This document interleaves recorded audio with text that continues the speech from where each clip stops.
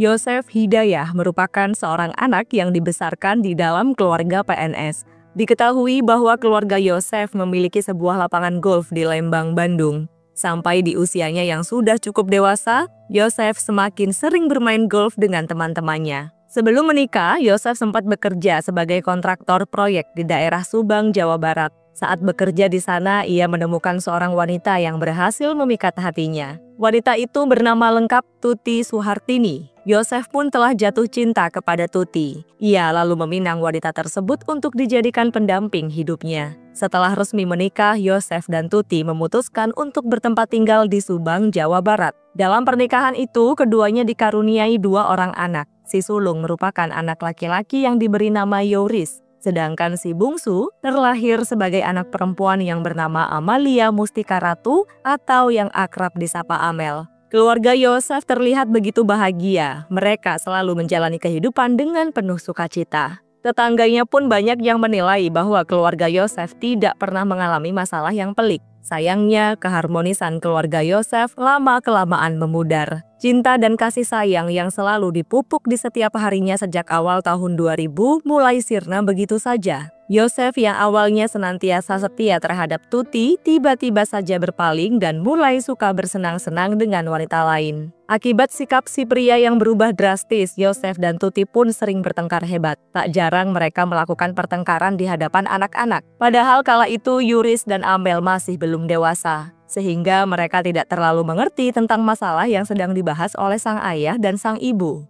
Pada tahun 2009, Yosef merasa sudah sangat muak dengan keadaan rumah tangganya. Ia lalu memilih untuk menikahi wanita selingkuhannya yang bernama Mimin. Pria itu menjadikan wanita tersebut sebagai istri keduanya. Mimin adalah seorang janda yang telah memiliki 2 anak laki-laki dari suami pertamanya. Anak sulungnya bernama Arigi, sedangkan anak bungsunya bernama Abi. Mimin dan kedua anaknya itu tinggal di Subang, Jawa Barat. Setelah menikah dengan Mimin, Yosef memilih untuk berpindah-pindah tempat karena harus mengunjungi istri tua dan istri mudanya secara bergantian. Kadang Yosef bermalam di rumah Tuti, kemudian di lain hari ia akan menginap di rumah Mimin.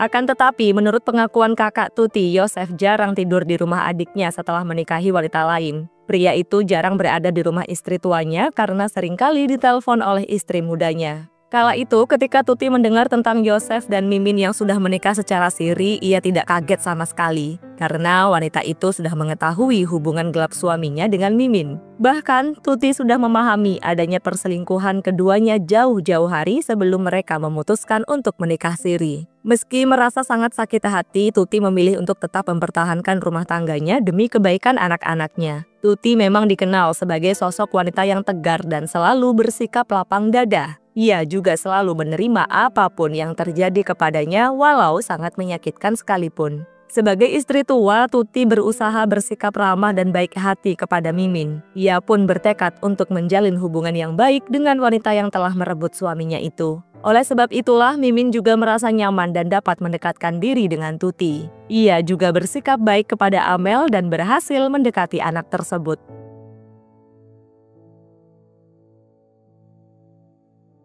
Masih di tahun yang sama, Yosef mendirikan sebuah yayasan bersama istri pertamanya yakni Tuti. Yayasan itu dinamai Bina Prestasi Nasional yang menaungi beberapa fasilitas pendidikan seperti SMP dan SMK. Lokasi yayasan itu ada di Jalan Raya Jalan Cagak, Kecamatan Jalan Cagak, Kabupaten Subang, Jawa Barat. Tanah yang digunakan untuk pembangunan yayasan itu diketahui merupakan tanah warisan milik Tuti dari keluarganya.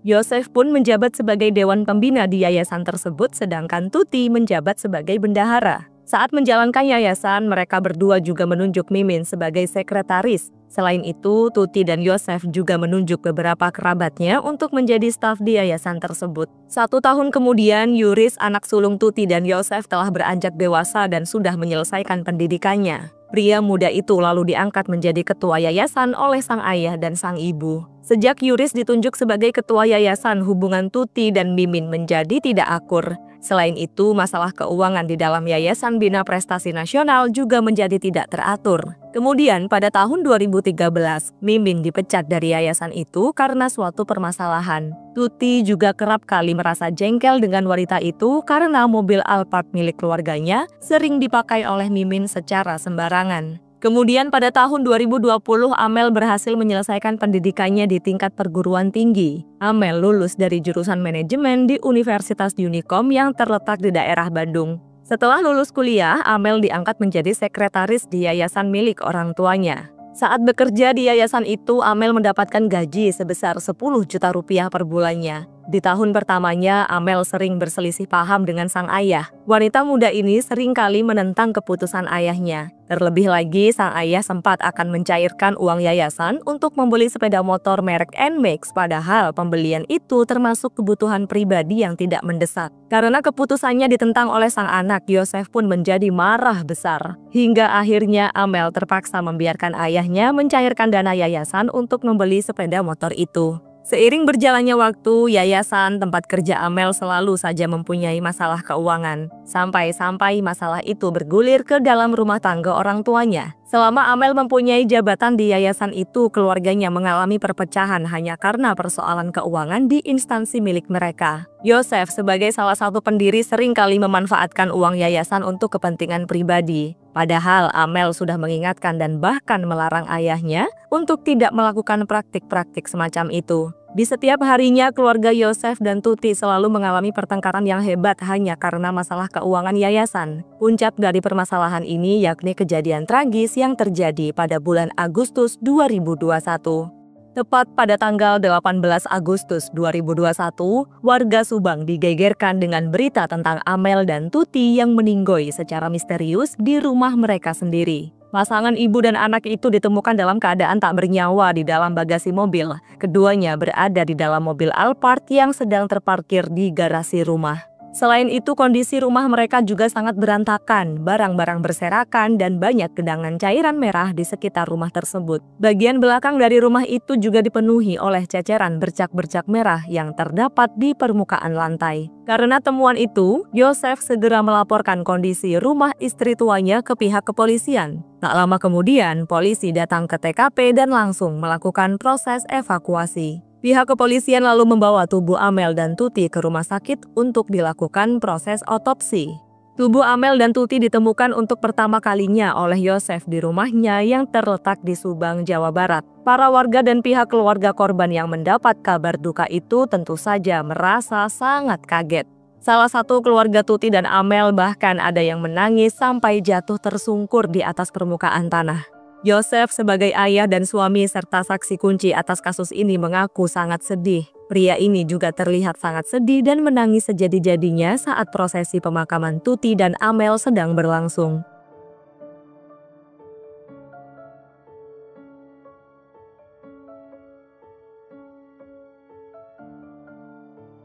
Setelah proses pemakaman, Yosef sempat memberikan keterangan kepada pihak media. Pria itu mengaku bahwa ia tidak mendapat firasat apapun sebelum kepergian Amel dan Tuti. Yosef juga mengungkapkan kalau ia dan keluarga besarnya tidak pernah memiliki masalah apapun.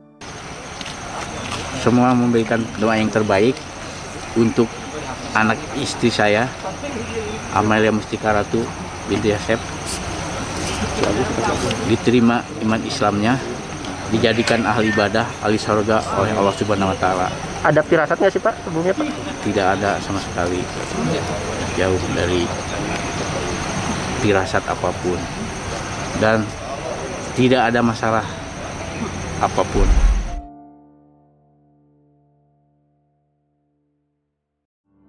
Konon katanya, sebelum menemukan anak dan istrinya, Yosef berniat pulang ke rumah Tuti untuk mengambil peralatan golf. Akan tetapi, sebelum benar-benar memasuki rumah, pria itu melihat mobil Alphard milik Tuti yang menghadap ke depan dan posisinya agak sedikit miring. Hal itu awalnya tidak membuat Yosef merasa curiga. Ia lalu masuk ke dalam rumahnya dan ternyata hunian tersebut dalam keadaan tidak terkunci dan tidak ada orang di dalamnya. Yosef pun berjalan santai hingga ke belakang rumahnya. Di sana ia belum juga menemukan istri dan anaknya. Tak lama berselang, Yosef justru melihat adanya genangan dan tetesan bercak-bercak merah di permukaan lantai. Karena merasa sangat panik, Yosef lalu meminta tolong dengan berteriak-teriak di depan rumahnya. Saat itu ada seorang petugas kebersihan desa yang sedang membersihkan rumput. Kemudian Yosef mengajak petugas itu untuk menemaninya mencari istri dan anaknya. Saat melakukan proses pencarian, si petugas kebersihan melihat adanya cucuran bercak merah di belakang rumah yang mengarah ke pintu bagasi mobil. Sang petugas lalu melaporkan temuannya kepada Yosef. Mereka berdua pun segera mendekati mobil itu dan mengintip bagian dalam melalui kaca mobil. Ketika mengintip dan memperhatikan bagian dalam bagasi mobil, keduanya melihat penampakan tubuh Amel dan Tuti. Dua wanita itu terlihat meringkuk di dalam bagasi dan tidak bergerak sama sekali. Amel dan Tuti berada di dalam sana dengan keadaan tanpa busana. Sesaat kemudian, Yosef menyuruh si petugas kebersihan untuk melaporkan kondisi anak dan istrinya kepada ketua RT setempat. Sementara itu, Yosef menghubungi menantunya atau istri dari Yuris untuk memberikan kabar duka tersebut. Setelah menelpon sang menantu, Yosef segera pergi ke Polsek Jalan Caga untuk melaporkan adanya perampokan di rumah istri tuanya. Tak lama kemudian, polisi pun berdatangan ke TKP. Seketika itu juga rumah Amel dan Tuti dikerumuni oleh warga sekitar yang merasa penasaran. Di momen ini, para petugas bergegas melakukan penyelidikan atas kasus tersebut. Setelah mengevakuasi semua korban dan membawa dua wanita malang itu ke rumah sakit, polisi dan keluarga korban menunggu hasil otopsi. Beberapa waktu kemudian hasil otopsi keluar dan petugas medis menyebutkan kalau Tuti meregang nyawa karena menerima benda tumpul. Wanita itu diperkirakan telah kehilangan nyawa sejak pukul 12 malam pada tanggal 17 Agustus 2021. Amel juga mengalami hal serupa, yakni meregang nyawa karena menerima benda tumpul. Saat polisi melakukan proses penyelidikan, mereka menetapkan bahwa peristiwa yang dialami oleh Tuti dan Amel bukan disebabkan perampokan, melainkan penghilangan nyawa. Keputusan ini diambil karena pada saat dilakukan penyelidikan, polisi tidak menemukan adanya barang berharga yang hilang. Petugas juga tidak mendapati pintu ataupun jendela yang rusak akibat dibobol. Kemudian polisi memperkirakan kalau pelakunya adalah orang terdekat dari keluarga Tuti dan Amel. Petugas juga sempat memeriksa 25 saksi yang meliputi kerabat, keluarga, dan tetangga terdekat. Selain itu, polisi juga memeriksa CCTV yang berada di seberang rumah Tuti. Saat mengecek CCTV itu, petugas melihat adanya mobil Avanza putih yang terparkir di depan tempat cuci mobil sekitar pukul 7 pagi. Kemudian terlihat juga penampakan seorang wanita berhijab yang menggunakan masker sedang turun dari mobil dan membuang sesuatu di dalam kresek merah. Selain itu, polisi juga mendapatkan keterangan dari kepala desa bahwa mobil Alphard milik Tuti sempat keluar sekitar jam 6 pagi. Namun tidak lama kemudian, mobil itu kembali pulang dan terparkir di depan garasi rumah. Setelah mendapatkan informasi itu, polisi meyakini dengan kuat bahwa pelaku penghilangan nyawa terhadap Amel dan Tuti adalah orang terdekat mereka. Akan tetapi, proses penyelidikan berakhir buntu karena pihak kepolisian belum berhasil menemukan bukti yang kuat untuk keberlanjutan kasus tersebut. Sampai pada suatu hari, polisi memeriksa baju yang digunakan oleh Yosef di hari kejadian, dan polisi menemukan adanya noda berwarna merah di baju pria itu. Setelah diselidiki, ternyata noda yang menempel pada baju Yosef sama dengan bercak-bercak merah yang berasal dari tubuh Tuti. Berita ini sontak saja membuat media dan warga sekitar menjadi heboh. Ditambah lagi pengakuan Yuris yang memang sudah curiga dengan ayahnya terkait kasus penghilangan nyawa yang menimpa ibu dan adiknya. Kecurigaan Yuris kepada ayahnya semakin menguat saat beredar sebuah video seorang wanita kesurupan yang viral di TikTok. Diduga wanita yang kesurupan itu telah dirasuki oleh arwah Amel. Dalam video itu dikatakan bahwa Amel sempat melihat ibunya yang sedang dieksekusi oleh 4 orang termasuk Yosef dan Mimin. Karena kaget melihat ibunya yang sudah tiada, Amel kemudian berteriak-teriak. Mimin pun mengetahui keberadaan Amel dan segera mengejar wanita muda tersebut. Pada akhirnya, Amel bernasib sama seperti ibunya. Ia dihabisi saat itu juga oleh Mimin. Apakah benar siapa ini yang sebenarnya yang membunuh Amel sama Ibu Tuti itu siapa? Ayah. Jadi intinya Teh Amel itu tahu ya, pas kejadian itu tahu. Iya. Subhanallah. La ilaha illallah. Subhanallah, Allahu Akbar. Jangan kejar saya, jangan. Allahu Akbar, astagfirullahaladzim. Video kesurupan itu membuat para warga dan netizen semakin curiga kalau Yosef adalah dalang dari penghilangan nyawa terhadap Amel dan Tuti. Para netizen pun tidak pernah mengira bahwa pelakunya adalah Yosef sendiri. Padahal saat proses pemakaman Amel dan Tuti, Yosef terlihat sangat sedih dan menangis sesenggukan. Ketika kasus ini menjadi viral, banyak sekali YouTuber dan pihak media yang membuat pemberitaan mengenai adanya kejanggalan dalam tragedi yang menimpa Amel dan Tuti. Bahkan beberapa YouTuber ada yang menyebutkan tentang kejanggalan-kejanggalan pada diri Yosef. Pria itu pun menjadi sangat gusar dan mengancam para YouTuber yang telah membahas kasus keluarganya tersebut.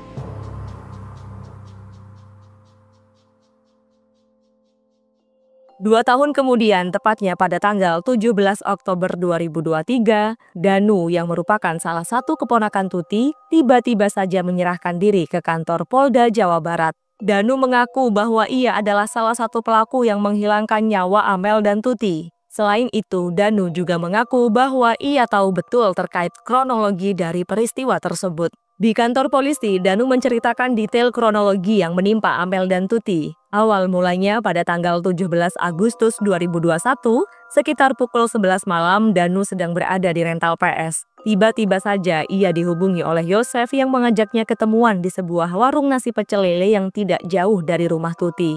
Saat menemui Danu, Yosef menceritakan bahwa ia sedang ada masalah dengan Amel dan Tuti tentang uang yayasan. Akhirnya Yosef mengajak Danu untuk memberikan pelajaran kepada istrinya. Danu pun setuju karena ia tidak berani melawan Yosef pada saat itu. Kemudian Yosef mengajak Danu pergi ke rumah Tuti. Sesampainya di sana, ternyata Mimin dan kedua anaknya sudah tiba di rumah itu terlebih dahulu. Lalu Yosef menyuruh Danu untuk mengambil golok yang ada di dalam rumah. Setelah itu, semuanya masuk ke dalam rumah kecuali Danu. Ia hanya disuruh untuk menjaga di depan rumah Tuti dan tidak boleh ikut masuk ke dalam rumah. Setelah beberapa jam Danu menunggu di depan rumah, tiba-tiba ia mendengar suara jeritan Amel. Kemudian Danu masuk ke dalam rumah dan mengecek keadaan di dalam sana. Saat masuk ke dalam rumah, sontak saja Danu merasa kaget karena melihat Tuti yang sudah terkapar tak berdaya. Sedangkan Amel duduk di pojokan kamarnya dalam keadaan sangat ketakutan. Kemudian Danu melihat bahwa ada salah satu pelaku yang menghantamkan kepala Amel ke tembok hingga membuat wanita muda itu menghembuskan napas terakhirnya. Tak lama kemudian Yosef menyuruh Danu untuk membawa tubuh Tuti dari dalam kamar ke ruang televisi, kemudian tubuh itu dibawa ke kamar mandi. Lalu Yosef menyuruh Danu menggotong tubuh Tuti untuk dimasukkan ke dalam bagasi mobil Alphard. Selain itu, Yosef juga menyuruh Danu untuk membersihkan bercak-bercak merah yang ada di lantai. Setelah semuanya selesai, mereka meninggalkan rumah Tuti dengan santai. Yosef juga memperingatkan Danu untuk tidak mengungkapkan kejadian ini kepada siapapun. Saat mendengar pengakuan Danu, Yuri selaku anak sulung Tuti sekaligus kakak kandung Amel merasa sangat kecewa, sedih dan marah. Di sisi lain, ia juga merasa lega karena pelaku yang menghilangkan nyawa ibu dan adiknya sudah menyerahkan diri ke polisi.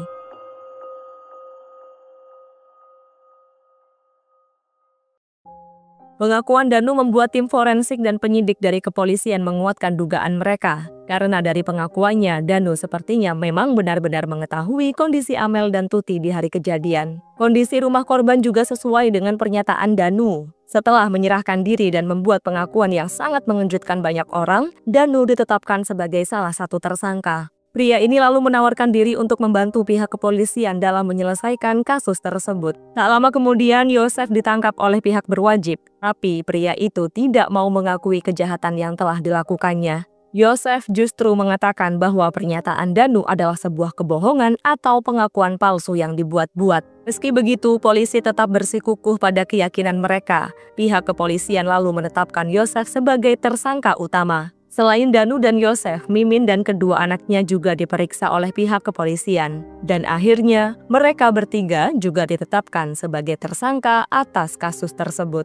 Namun mereka bertiga tidak ditahan di balik jeruji besi, melainkan hanya diwajibkan untuk membuat laporan ke pihak kepolisian. Setelah semua pengakuan terrekord dengan baik dan bukti-bukti yang ada telah dijabarkan dengan sangat jelas, pihak kepolisian menetapkan 5 tersangka dalam kasus ini. Sebelum dibawa ke meja hijau, pihak berwajib melakukan olah TKP ulang di rumah korban. Di momen ini terdapat pula sosok Rara, si pawang hujan yang sempat viral di mana-mana. Sang pawang hujan juga ikut menyaksikan olah TKP di rumah Tuti dan Amel. Namun masyarakat setempat justru dibuat kaget, bingung, sekaligus heran dengan keberadaan Rara yang tidak mempunyai urgensi apapun. Masyarakat lalu mengetahui kalau polisi memang sengaja meminta si pawang hujan untuk memasuki TKP. Di dalam sana, petugas malah meminta Rara untuk menurunkan hujan karena pada saat itu cuaca di Subang sangat panas dan gerah.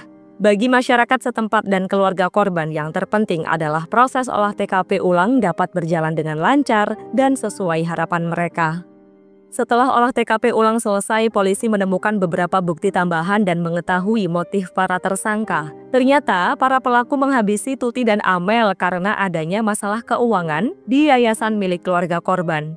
Selama ini, Amel dan Tuti telah berjuang habis-habisan untuk menjaga keuangan atau anggaran yayasan agar berjalan sebagaimana mestinya. Sehingga Yosef ataupun Mimin tidak bisa mengendalikan keuangan yayasan secara sembarangan dan tidak bisa mengambil uang yayasan dengan leluasa.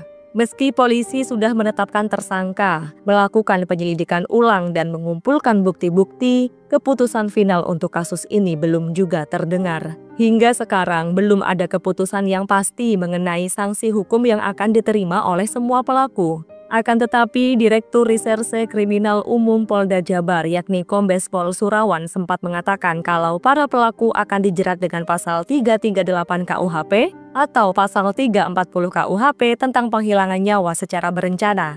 Kombes Pol Surawan menyampaikan hal ini pada saat proses wawancara dengan pihak media pada tanggal 25 Oktober 2023. Sebagai tersangka utama, Yosef menerima hukuman penjara selama 20 tahun. Kemudian untuk Mimin dan kedua anaknya hanya diberikan hukuman berupa wajib lapor secara berkala. Selanjutnya, terkait Danu, pihak kepolisian belum menetapkan hukuman yang sesuai untuk pria tersebut. Kasus tragis yang menimpa Amel dan Tuti mengajarkan kita tentang pentingnya komunikasi dan kejujuran di dalam keluarga. Ketidakadilan dan keserakahan bisa berujung menjadi suatu tragedi yang sangat mengenaskan. Mari kita jaga hubungan antar anggota keluarga dengan kasih sayang dan saling menghargai, agar tragedi serupa tidak terulang kembali. Saya Mei, sampai jumpa di kasus berikutnya.